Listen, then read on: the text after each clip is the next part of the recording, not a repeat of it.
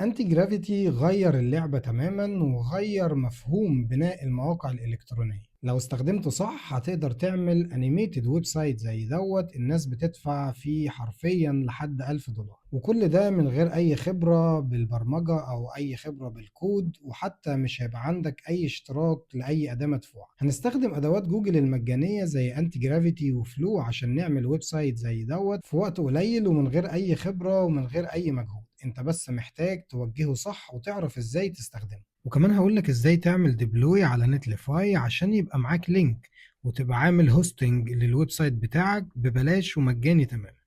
انا عملت ويب سايتس لناس كتير وشفت الارقام دي بتدفع في انيميتد ويب سايتس زي انت كمان تقدر تعمل الويب سايتس ديت في وقت فراغك او تشتغل فيها بدوام كامل كفريلانسر او عامل مستقل شغال من البيت. وكمان هدية مني ليك، هديك اللينك اللي فيه الكود اللي عملنا بيه المشروع تقدر تاخد الكود وتاخد الويب سايت تكمل عليه او تشتغل عليه او تبيعه زي ما هو زي ما انت حابب. بس في كلمة سر هتظهر في وقت معين على الشاشة. انت لو عملت لايك وكومنت ورحت على انستجرام بعت لي رسالة فيها كلمة السر هبعت لك اللينك اللي فيه الكود بتاع المشروع. عايزك بقى تعمل كوباية الشاي اللذيذة وتيجي تقعد معايا شوية عشان نشوف هنعمل الكلام ده ازاي.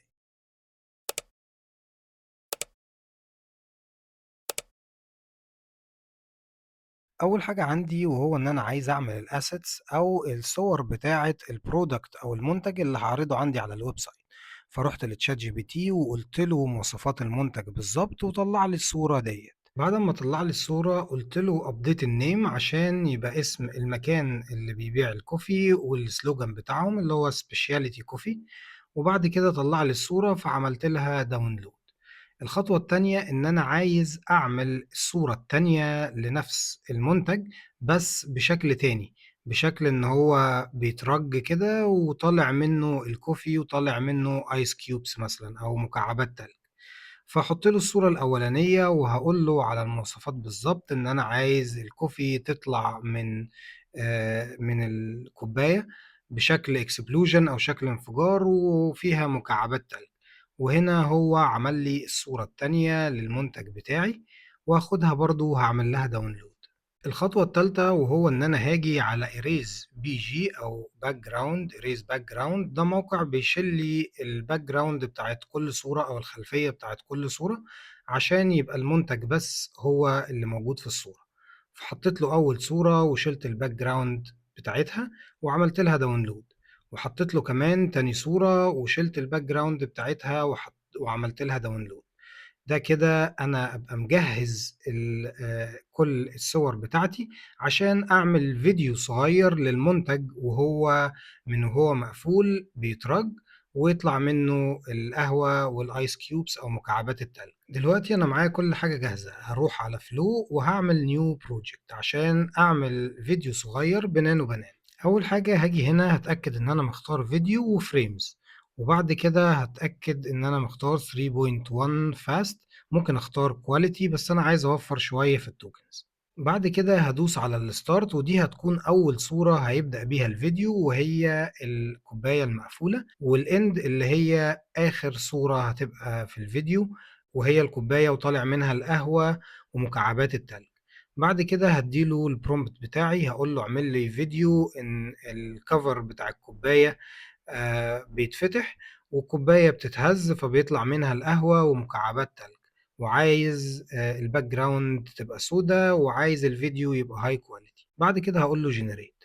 هاجي على السهم وهدوس له جنريت. هستنى طبعا لحد ما يعمل جنريت للفيديوز بتاعتي وبعد كده هقدر اختار الفيديو اللي عجبني وانزله او لو محتاج اعمل فيديو تاني. انا هنا شفت الفيديو وعجبني شايفه مناسب. هاجي من فوق هدوس داونلود وهنزله 720، مش عايز انزله هاي كواليتي. طبعا كل ما الكواليتي بتعلى بيبقى احسن.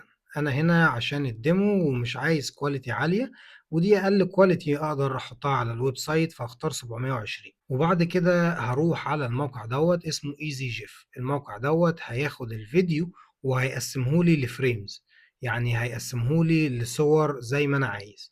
هقدر هنا اجي اعمل ابلود للفيديو. بعد كده اروح اختار انا عايز اجنريت كام فريم في الثانية. أو كل ثانية في الفيديو تتحول لكام صورة. فهاجي هنا أنا هختار 24 وبعد كده هقول له convert to PNG.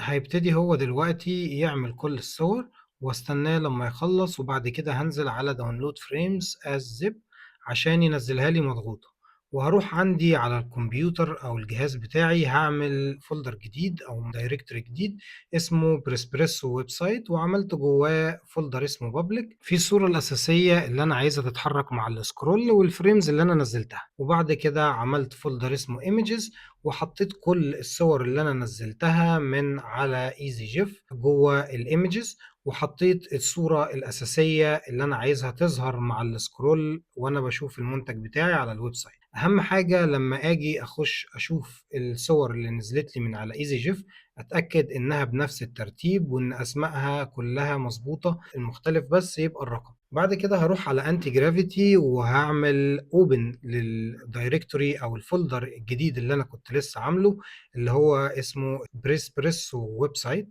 وبعد كده هختار الفولدر دوت وهعمل له اوبن. وما تنساش تيجي من فوق تدوس على فايل سيف از ورك سبيس عشان ده اللي هيعمل لنا الورك سبيس بتاعه المشروع بتاعنا. كنا اتكلمنا عن الورك سبيس قبل كده، هتلاقي عندي على القناه في شورت بتكلم فيه عن الورك سبيس. هاجي من فوق هنا هدوس على يوزر سيتنجز وهاجي هدوس على الايجنتس. ممكن هنا اخليه always proceed يعني خلي الايجنت شغال لوحده على طول ما يحتاجش مني اي حاجه، يقول لي بس لما يخلص. لكن انا هنا هسيبه ان هو يعمل ريكوست ريفيو او يسالني لو هو عايز حاجه او عايز ينفذ اوامر. بعد كده هاجي على الايجنت وهعمل بيست للبرومبت بتاعي. البرومبت دوت فيه كل التفاصيل، طبعا هسيب لكم البرومبت دوت في الديسكريبشن، في كل التفاصيل بتاعه الويب سايت، انا عايزه يبقى ازاي، عايز السكرولنج يبقى ازاي والصوره تتعرض ازاي، وكل حاجه كاتب له بالتفصيل.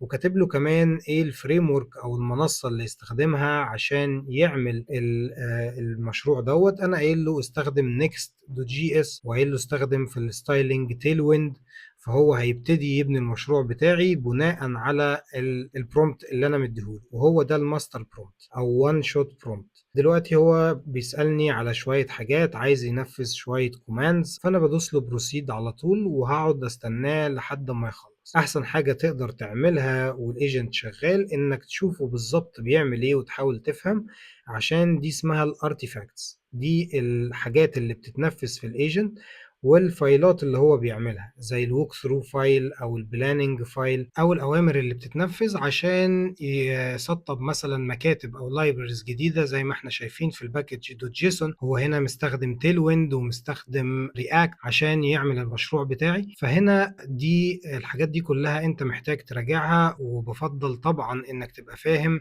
ايه اللي بيحصل في الباك جراوند او في الخلفيه وهو بيعمل ايه بالظبط. يعني دلوقتي مثلا هو بيحاول يعمل بيلد عشان يتأكد ان المشروع بتاعي كل حاجة فيه سليمة وشغالة تمام عشان يبتدي يجربه على البراوزر. وزي ما احنا شايفين هنا بيقول لي البيلد سكسسفول، معناها ان المشروع بتاعي اشتغل. فهو دلوقتي هيبتدي يفتح البراوزر عشان يعمل تيست ويشوف المشروع نفسه عامل ازاي من واجهة الاستخدام او اليو اي. فانا هنا بدوس له allow عشان يبتدي يفتح البراوزر. فهيبتدي هنا يفتح الانتي جرافيتي براوزر عشان يتست اليو اي بتاع المشروع ويشوف الاليمنتس او كل او الحاجات اللي موجوده على الصفحه عندي او في الويب سايت كلها سليمه مترندره صح او مرسومه صح.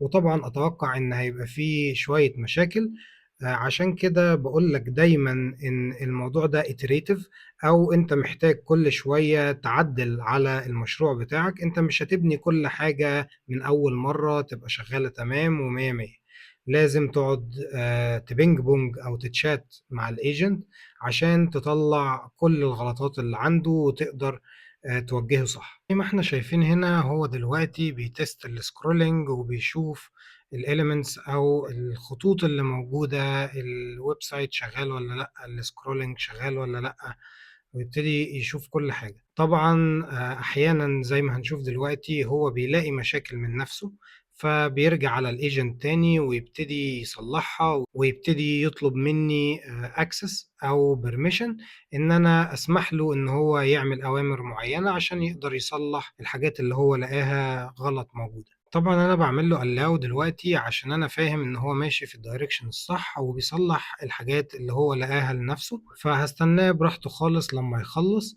وبعد كده أبتدي أنا أtest الweb site بنفسي. وهنا طبعًا المشروع وأنت بتعمله بنفسك بياخد وقت أطول بشوية، عشان في الفيديو هنا أنا أحيانًا باجرّي أوقات الloading والكلام ده كله عشان الفيديو يبقى قصير وأنت ما تملّش منه. عشان كده لو أنتي جرافيتي طوّل معاك شوية خلّيك صابر معاه وشوف هو بيطلب منّك إيه، وحاول تفهم هو بيعمل إيه عشان كل مرّة تبقى أحسن وأنت بتستخدمه، خصوصًا إن هو مش سريع زي Claude Code مثلًا، بس مجاني تمامًا. طلب منّي شوية موافقات كمان اديتها له، وبعد كده قال لي إن هو عمل الفايلات ديّة، فهاقول له accept الchanges ديّة، فهو هنا جه قال لي إن أنا أفتح terminal وأعمل npm run dev، فعملت copy للcommand دوّة، وجيت من فوق دوست على terminal فتحت new terminal وعملت paste، فهو دلوقتي بيقول لي إن الproject بتاعك شغال على الlocal host 3000. دوست على كنترول وبعد كده دوست على اللينك في التيرمينال، فتحوا لي على البراوزر، وده شكله على البراوزر دلوقتي. زي ما احنا شايفين طبعا في غلطات وباجز كتير، زي مثلا ان الكلام مش باين، ان السكرولنج شغال ماشي بس مثلا البutton فوق الكلام اللي جواه مش باين، التكست لازق في شمال الشاشة خالص. فكل دي حاجات لازم تتعدل. فرجعت على الايجنت وكتبت له كل الباجز اللي انا لقيتها او كل الحاجات البايظه اللي انا لقيتها بعد ما شغلت الويب سايت، واديتها له قلت له فيكس كل الباجز ديت او كل المشاكل دي. فهيبتدي هو تاني يعمل بلاننج وبعد كده يشوف ايه المشاكل عشان يحلها، فيبتدي يعمل تعديلات جديده ويطلب مني موافقه جديده، فهديها له. هيبتدي يعمل التعديلات بتاعته ويعمل التغييرات في الفايلات عشان يحل كل المشاكل اللي انا قلت له عليها. بعد ما هيخلص هيبتدي يفتح كمان البراوزر ويبتدي يتست بنفسه عشان يشوف لو لسه في مشاكل ولا لا. ودلوقتي هو عدل الفايلات وحل المشاكل اللي موجودة وهيبتدي يتست على البراوزر. طبعا زي ما احنا شايفين قال لي ان في تشينجز، عملت له اكسبت، بدأ يفتح البراوزر ويتست. طبعا ظهر معايا شوية مشاكل تانية، قعدت اقول له انا عايز الزراير تبقى احسن، انا عايز التكست يبقى مظبوط.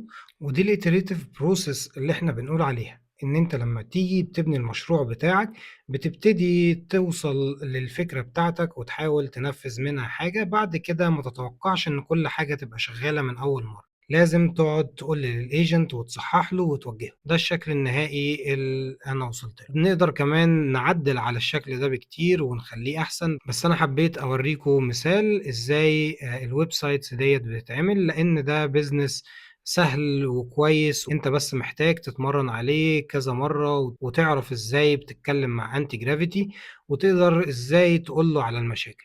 وبالمناسبة تقدر تاخد سكرين شوت وتحطها لأنتي جرافيتي في الايجنت وتقول له الحتة دي في البيج فيها مشكلة وهو هيحلها لك. بعد كده لو رجعنا للبروجكت بتاعنا وطلعنا من فوق دوسنا نيو تيرمينال وكتبنا في التيرمينال npm run build، ده كده هيعمل لنا build فولدر او دايركتوري للبروجكت بتاعنا. ده فيه كل الملفات اللي محتاجها الهوستنج عشان ياخد الويب سايت بتاعنا، ونبتدي نحطه على الهوستنج ويطلع لنا لينك نقدر نشيره مع الناس بحيث نربطه مع الدومين بتاعنا او نخليه زي ما هو كده. دلوقتي احنا بنعمل البيلد، وبعد ما يخلص الكوماند دوت هنلاقي عندنا الاوت فولدر، هنلاقي فولدر اسمه اوت. الفولدر دوت فيه كل الفايلات بتاعة الويب سايت بتاعتنا، وكل مرة بنعمل فيها فيتشر أو بنزود ميزة على الويب سايت بتاعنا لازم نعمل له بيلد تاني عشان ناخد البيلد دوت ونروح نابديت الديبلويمنت أو نابديت الهوستنج. بعد كده هنروح على نتليفاي، هسيب لكم اللينك في الديسكريبشن، تقدر تعمل اكونت فور فري وتقدر تخش بالجوجل اكونت بتاعك. هتجاوب على كل الأسئلة اللي هيسألها لك، أسئلة عادية زي اسمك إيه، أنت مين، بتعمل إيه، كل الكلام دوت. هتجاوب على الأسئلة ديت وبعد كده هتقول له continue to deploy. بعد ما هنخش هنا هتلاقي انك ممكن تكلم الاي اي، بس احنا هنلاقي الموضوع اسهل من كده بكتير. احنا عايزين ناخد الاوت فولدر اللي احنا عملناه دوت ونعمل له دراج دروب في نتليفاي. فهنيجي هنا من على البروجكت بتاعنا وهنقول له ريفيل ان فايندر، او اشوف البروجكت بتاعي على الاكسبلورر. فاقدر اجي هنا اعمل دراج للاوت فولدر اللي في البروجكت بتاعي، واجي اعمل له دروب هنا في نتليفاي في الحتة دي upload your project files. هستناه لما يعمل ابلود، وبعد كده انا كده خلصت عملت الهوستنج او حطيت الويب سايت بتاعي على الهوستنج ببلاش. دلوقتي هو بيقول لي انه خلص، وبيقول لي ان اتعمل له ببلش على البرودكشن.